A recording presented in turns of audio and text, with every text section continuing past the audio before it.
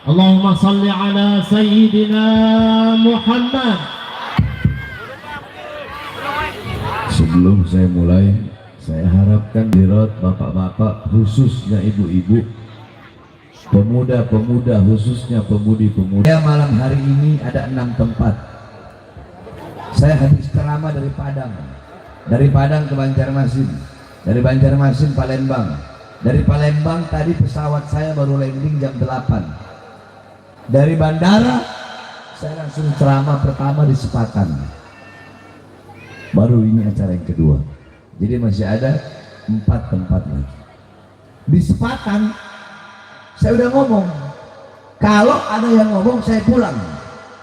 Saya lagi ceramah awal-awal ada yang ngomong, saya berhenti, langsung saya tutup, langsung saya pulang, langsung saya kemari. Jadi sini pun begitu. Ya. Kalau ada yang ngomong, langsung saya pulang. Kenapa? Apakah ini arogan? Bukan. Takriman wa tashrifan wa ta'diman wa tahiyatan lil ilm. Ini semata-mata untuk memuliakan ilmu, biar kalian enggak menyepelekan ilmu. Paham? Siap diam? Saya tidak lama, saudara-saudara. Alhamdulillah. Assalamualaikum warahmatullahi wabarakatuh. Alhamdulillah al-Qawi sultan al-wadih al-burhanu al-mabsut fil wujud karamu wa ihsanu. Allahumma salli wa sallim wa barik wa karrim wa azim ala nuril anwar wa suril asrar wa tiryakil akhyar wa miftahi babil yasar sayyidina wa maulana Muhammad al-mukhtar wa alihi al-athhar wa ashabil akhyar adada ni'amillahi wa ifdalih amma ba'd. Yang saya cinta, yang saya muliakan, para alim ulama, para habaib, para masyayikh, para kiai, para ustadz, para ajengan, para tokoh masyarakat, para aparatur pemerintah, wabil khusus segenap panitia peringatan apa ini? Isra Mi'raj baginda Nabi besar Muhammad. Saya, beliau minta doa kepada saya, mudah-mudahan Allah panjangkan umur beliau, Allah permudah urusan dunia akhirat beliau, Allah jadikan beliau kades yang amanah, yang peduli kepada rakyat, yang taat patuh kepada Allah, mensejahterakan rakyat. Besok-besok nggak jadi kades, insya Allah jadi camat, jadi bupati. Tenang, ada Bahar bin Smith, selama tujuannya baik. Nah, saudara-saudara, kita duduk di sini untuk mengenang satu peristiwa yang mulia, satu kejadian yang agung, kejadian yang luar biasa, peristiwa yang besar, peristiwa yang luar biasa, perjumpaan seorang hamba dengan Tuhannya, perjumpaan kekasih dengan kekasihnya, perjumpaan seorang pecinta dengan yang dicintanya, perjumpaan seorang perindu dengan yang dirindukannya. Apa? Perjumpaan Allah dengan baginda Nabi besar Muhammad SAW, yang kita kenal dengan Isra Mi'raj. Nah, saudara-saudara, karena saya nggak lama, saya hanya akan memberikan maroji. Saya kasih referensi. Kalau bapak-bapak, ibu pengen tahu kejadian Isra Mi'raj yang benar itu seperti apa, yang lengkap itu seperti apa, maka baca kitab-kitab yang akan saya sebutkan. Sebab para ulama-ulama zaman dulu, beliau-beliau banyak mengarang kitab-kitab yang menjelaskan tentang Isra Mi'raj. Ada kitab As-Siraj Al-Wahaj fi Haqaiqil Mi'raj, karangan Imam Abu Ishaq Muhammad ibn Ibrahim An-Nu'mani Asy-Syafi'i. Ada kitab Al-Mi'raj karangan Imam Al-Qushairi. Ada kitab Ar-Risalah fil Mi'raj karangan Imam Abdul Hasan Ali bin Muhammad Al-Lakhmi. Ada kitab Ayatul Kubra fi Syarah Qissatul Isra karangan Al-Imam As-Suyuti. Ada kitab Al-Ayah Az-Zahimah Al-Bahirah fil Mi'raj Khairil fil Mi'raj Sayyidi Ahli Dunya wal Akhirah karangan Al-Imam Al-Hafidh Syamsuddin Muhammad ibn Yusuf Asy-Syami Ad-Dimashqi. Satu lagi kitab beliau Al-Ayah Al-Bayyinat fil Mi'raj Sayyidu Ahli Ardi was Samawat. Kemudian ada kitab An-Nurul Wahaj Fikih Isra wal Mi'raj karangan Imam Ali Zainal Abidin bin Muhammad Al-Hadi Al-Barzanji, disyarahkan oleh cucunya, diberi nama kitab Tajul Ibtihaj yang dikarang oleh Imam Ja'far bin Ismail Al-Barzanji.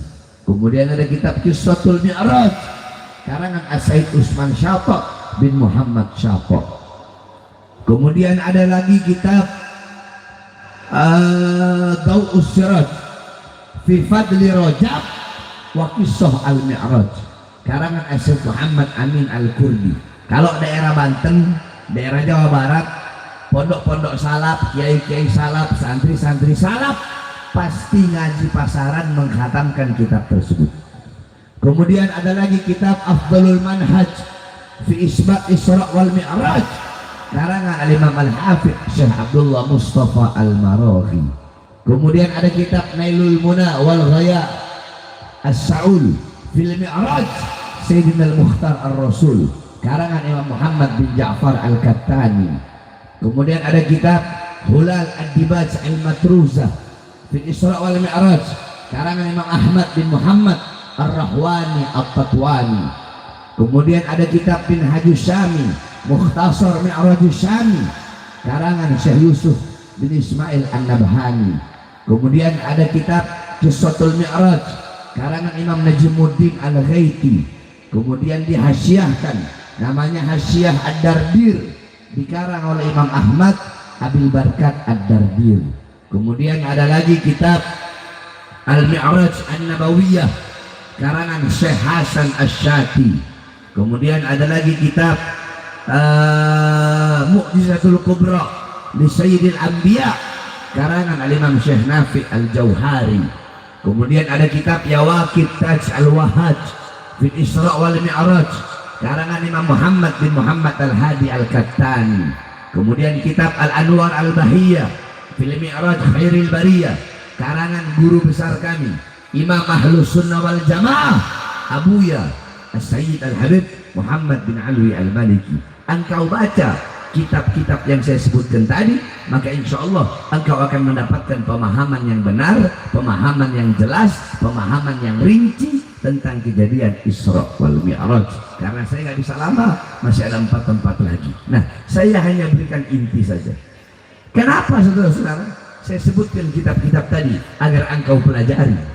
Karena banyak ustadz-ustadz sekarang, kiai-kiai sekarang, penceramah-penceramah sekarang kalau menjelaskan tentang Isra Mi'raj itu banyak salahnya, akhirnya bikin sesat umat. Contoh, ada ustadz, ada dai ceramah Isra Mi'raj ngomong begini, Jibril membawa cawan emas dalamnya berisi air dari sorga, dibelah dada Nabi, dikeluarkan hatinya, dibersihkan, disucikan, dibersihkan dari kotoran-kotoran.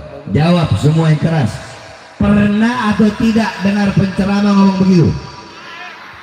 Pernah atau tidak? Pernah atau tidak? Kalau ada ustaz atau kiai atau habib atau penceramah atau ulama manapun yang ngomong seperti itu ulama goblok. Makanya kalau ngomong itu, kalau menjelaskan pakai kitab. Sekarang begini aja, kalau orang awam sesuatu yang dibersihkan, udah cukup sampai di situ dia menjelaskan. Dibersihkan, berarti sebelumnya apa? Jawab, sebelumnya apa? Kan kalau orang awam kan mikirnya begitu kan. Jangankan hati Nabi, dalam kitab Asy-Syifa karangan Imam Qadiyat, darahnya Nabi suci, nanahnya Nabi suci, kotorannya Nabi suci, air kencingnya Nabi suci, apalagi hati Nabi Muhammad. Paham? Paham gak kira-kira? Terus kenapa dibersihkan? Itu namanya tajdid. Apa namanya? Tajdid. Apa namanya? Tajdid itu diperbaharui. Sama kayak gini, ibu-ibu punya wudhu, terus wudhu lagi, udah bersih, lebih dibersihkan lagi. Nah, seperti itulah pembelahan darah Nabi Muhammad. Paham? Sebenarnya saya ingin panjang lebar, tapi kasihan masih banyak yang menunggu. Intinya, Allah undang Nabi Muhammad Isra Mi'raj untuk menerima satu perintah yang mulia, satu perintah yang agung, satu perintah yang dimana ketika Allah memerintahkan perintah-perintah yang lain cukup melalui Quran. Jawab, Allah perintahkan haji melalui apa? Allah perintahkan puasa melalui apa? Allah perintahkan jihad melalui apa? Sedekah melalui apa? Amar ma'ruf melalui apa? Nahi mungkar melalui apa? Tapi ketika Allah cipta, Allah perintahkan perintah yang satu ini tidak cukup melalui Quran. Allah undang langsung berjumpa dengan Allah bil jasad war ruh, jasadnya, ruhnya yaqdatan, dalam keadaan sadar, dalam keadaan terjaga, berjumpa langsung untuk menerima perintah tersebut. Apa perintah itu? Jawab sama-sama yang keras. Apa perintahnya? Apa perintahnya? Apa perintahnya? Jadi sholat itu nggak sama dengan perintah lain. Sama kayak begini, Pak Kades. Pak Kades kalau mau nyuruh anak buahnya hal-hal yang biasa cukup lewat HP, lewat WhatsApp. Tapi kalau mau memerintahkan perintah yang penting, pasti Pak Kades bilang, kamu menghadap saya sekarang. Hadap-hadapan, iya kan? Karena begitu pentingnya sholat, begitu utamanya sholat, makanya perhatikan kau punya sholat, utamakan kau punya sholat. As-sholatu ra'sul ibadah. Semuanya ikuti saya, as-sholatu. Yang keras, as-sholatu ra'sul ibadah. Sholat itu adalah kepalanya ibadah. Sholat itu kepala ibadah. Amal ibadah yang lain itu ekor. Saya tanya, kepala ngikut ekor atau ekor ikut kepala? Berarti amal ibadah yang lain mengikuti sholat. Kalau kau punya sholat baik, kau punya sholat bagus, kau punya sholat sempurna, maka seluruh amal ibadahmu bakal baik, walaupun kecil, walaupun sedikit amal ibadah. Tapi kalau sholatmu rusak, sholatmu tidak sempurna, sholatmu bolong-bolong, sholatmu hancur, maka seluruh amal ibadahmu rusak, hancur, walaupun amal ibadahmu banyak. Berarti sholat adalah tolak ukur baik buruknya amal ibadah. Bareng-bareng, sholat adalah tolak ukur yang menentukan baik buruknya amal ibadah. Paham?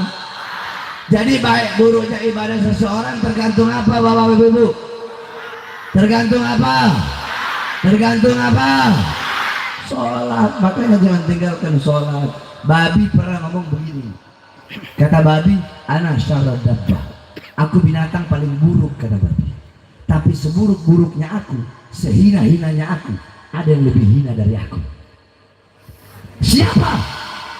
Aku lebih mulia daripada orang yang meninggalkan sholat 5 waktu dengan sengaja. Jawab semua yang keras.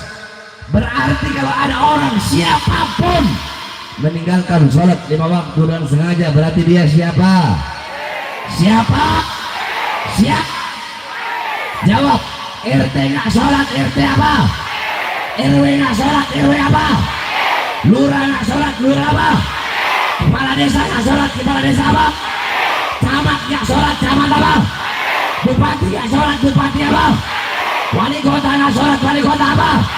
Gubernur nggak sholat, gubernur apa? Menteri nggak sholat, menteri apa? Presiden nggak sholat, presiden apa? Polisi nggak sholat, polisi apa? Tentara nggak sholat, tentara apa? Ustadz nggak sholat, ustadz apa? Kiai nggak sholat, kiai apa?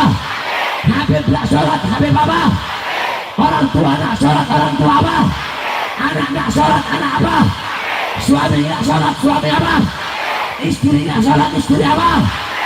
Bukan babi, lebih babi dari babi. Paham?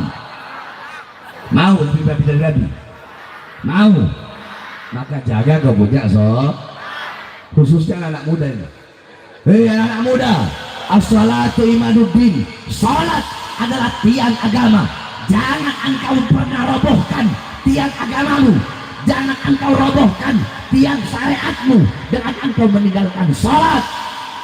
Perkuat tiang agamamu, kokohkan tiang agamamu. Dengan apa? Dengan menjaga kau punya salat, dengan meramaikan masjid-masjidmu. Bagaimana cara untuk mengokohkan tiang agama, mengokohkan tiang Islam? Pertama dengan salat, kedua dengan amar ma'ruf nahi munkar, dengan menyampaikan kebenaran, menegakkan keadilan. Jangan pernah takut. Dan anak muda, nasib bangsa ke depan berada di tangan kalian, wahai anak muda. Recehan Islam, dengerin nggak? Nasib bangsa, nasib agama besok ke depan berada di tangan kalian. Kalau kalian baik, taat, patuh, tunduk, kenal ulama, kenal habaib, duduk di majelis ilmu, besok bangsa kita bakal baik. Besok negara kita bakal baik. Pejabat bakal jadi pejabat yang baik.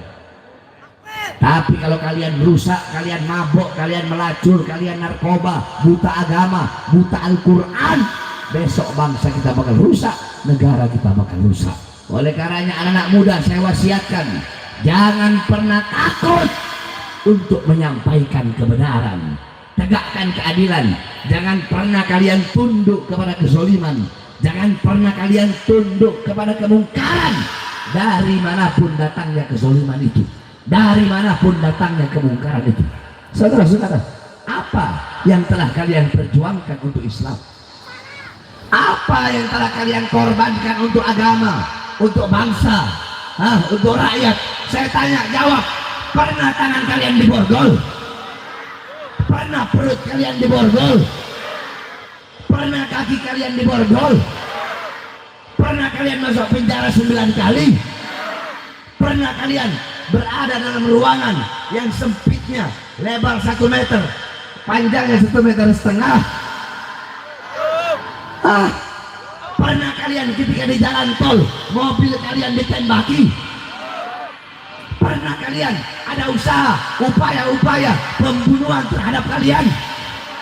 Pernah kalian berupaya untuk diracun? Apa yang telah kalian korbankan? Coba lihat Habib Rizik. Di masa tua organisasinya dibubarkan.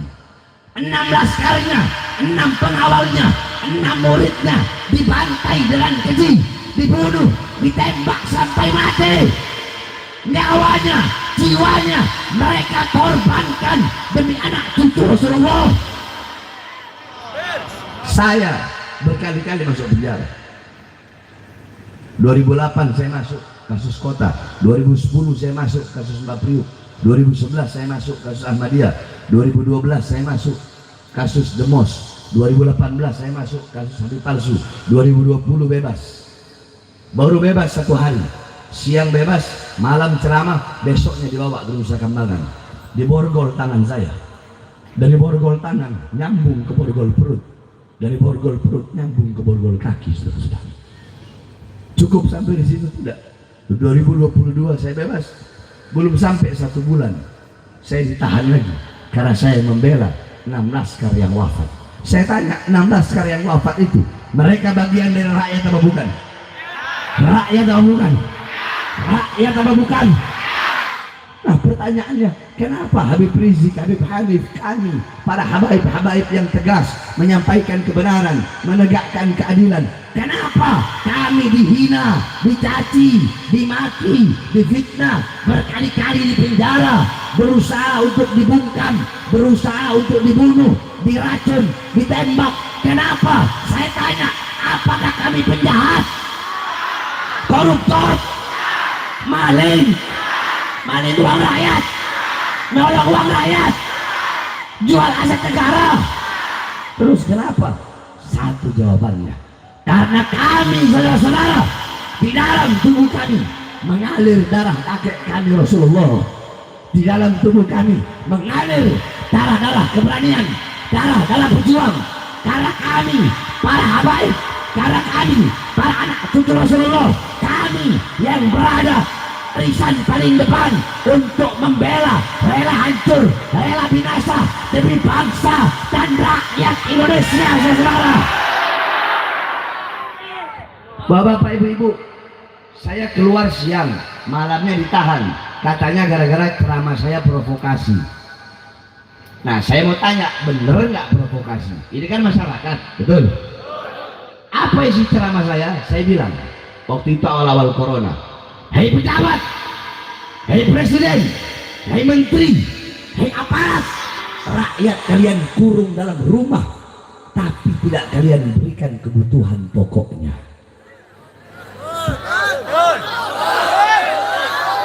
Itu dibilang provokasi. Saya tanya, itu provokasi? Provokasi? Ibu-ibu, provokasi? Provokasi? Tapi katanya ceramah itu meresahkan masyarakat. Emang meresahkan?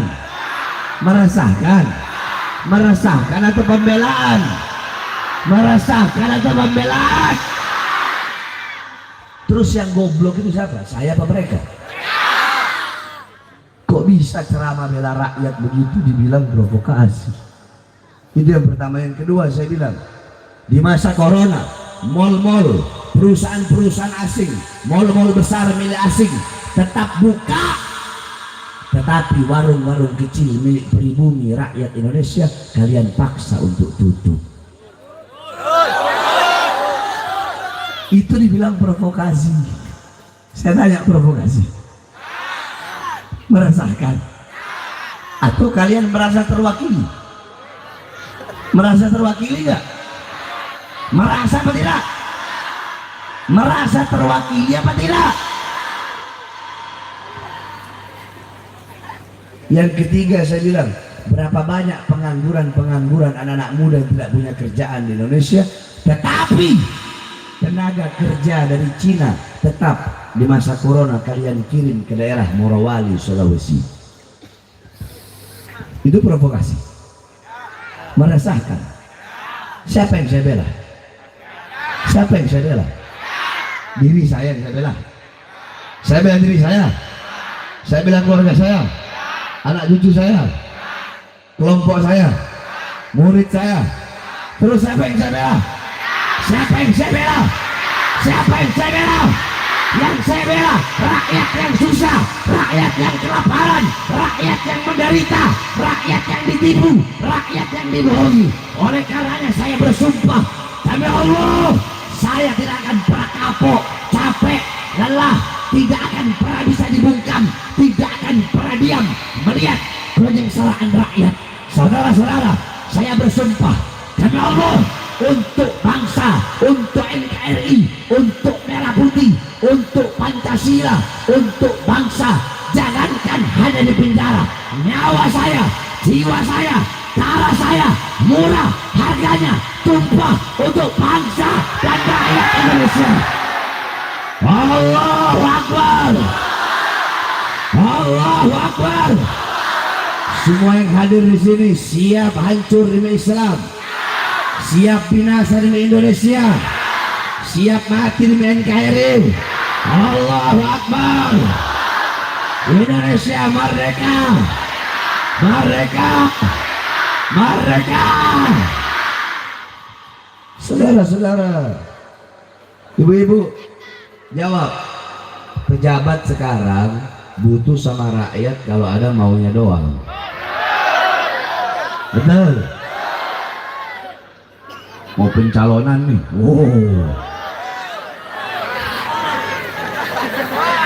emang Pak Kades ngerasa? Ini kan semua, mau RT, RW, lurah, camat, bupati, saya bahas semua. Kalau Pak Kades tersinggung berarti Pak Kades merasa. Saya kan gak bahas Pak Kades, tapi kalau Pak Kades tersinggung berarti merasa? Enggak? Oh enggak. Mau RT, RW, lurah, camat sampai presiden butuh sama rakyat kalau ada maunya dong. Saya berjanji memakmurkan rakyat, saya berjanji mensejahterakan rakyat. Tetapi setelah jadi yang makmur bukan rakyat, yang sejahtera bukan rakyat, yang makmur partainya, yang makmur politiknya, yang sejahtera perutnya. Kita bangsa dan rakyat Indonesia menjadi budak di tanah air kita sendiri, saudara-saudara. Ibu-ibu, sembako naik nggak? BBM naik nggak? Minyak naik nggak? Enak, enak. Itulah yang kami perjuangkan. Kebijakan-kebijakan mereka yang menyengsarakan rakyat, itu yang kami perjuangkan, sehingga nyawa pun akan kami korbankan. Makanya kalian ini para pejabat, para pemerintah, jangan bangga sama pangkat jabatan. Oh, saya jenderal. Kenapa kalau kau jenderal? Hah? Sombong kau? Sombong kau sama pangkat jenderal kau itu? Hah? Di akhirat nggak ada jenderal-jeneralan, nggak ada. Nggak ada Kapolri, betul. Nggak ada Panglima TNI, betul. Nggak ada jenderal, nggak ada presiden. Tidak ada pangkat, tidak ada jabatan, tidak ada kekuasaan, tidak ada raja. Pada hari itu yang raja hanya satu. Siapa? Allah. Makanya kalian jangan bangga sama pangkat dan jabatan kalian. Layani rakyat dengan baik, betul. Jangan sengsarakan rakyat, betul. Betul.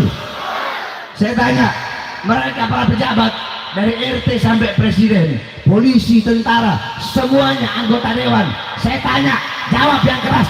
Gaji mereka dari siapa? Dari siapa? Rumah dinas mereka dari siapa? Seragam dari siapa? Senjata mereka dari siapa? Water cannon mereka dari siapa? Tank mereka dari siapa? Dari kami rakyat, keringat rakyat, darah rakyat, air mata rakyat. Maka kalian jangan semena-mena kepada rakyat, jangan kurang ajar kepada rakyat, karena kami rakyat yang mengangkat kalian. Kami adalah ibu kandung kalian. Ingatlah kalian, wahai para pejabat, di atas presiden ada satu. Siapa itu? Kami, bangsa dan rakyat Indonesia, saudara-saudara. Hidup rakyat, hidup masyarakat Indonesia merdeka, merdeka, merdeka. Allahu Akbar. Mudah-mudahan negara kita menjadi negara yang aman, sejahtera, sentosa, damai. Pejabat-pejabat menjadi pejabat yang baik, taat, patuh, tunduk kepada Allah Subhanahu wa taala. Amin ya rabbal. Mudah-mudahan kita doakan Pak Kades, Masya Allah. Biasanya Kapolsek hadir dan Ramil hadir, ini nggak hadir ya. Mudah-mudahan Allah panjang umur beliau. Ini kalau yang kayak begini, Kades hadir maulid, hadir acara gini, saya manggilnya biasanya kalau Kades atau camat. Kalau Kades ya Kades akhirat, kalau camat akhirat, kalau bupati akhirat. Nah ini Kades akhirat. Ayo mumpung ada Kades, siapa yang ada keluhan di sini? Diam, saya nggak lama. Siapa yang punya keluhan? Maksudnya yang paling banyak aja keluhannya apa? Banjir. Banjir Jakarta juga banjir.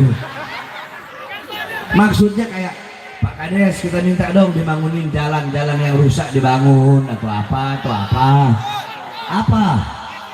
Masyarakat maunya apa? Hah? Apa? Duit goblok, lu pada duitan lu pada lu. Orang ini demi kepentingan masyarakat malah duit. Nah ini nih orang begini nih, berarti bisa dibeli nih pakai uang ini, bisa disuap. Ayo ibu-ibu apa? Jalan. Pak Kades minta dibikinkan jalan, biar bagus jalannya. Jalan. Nah Pak Kades, permintaan masyarakat ingin dibangunkan jalan yang lubang-lubang. Ada satu nasihat buat Pak Kades.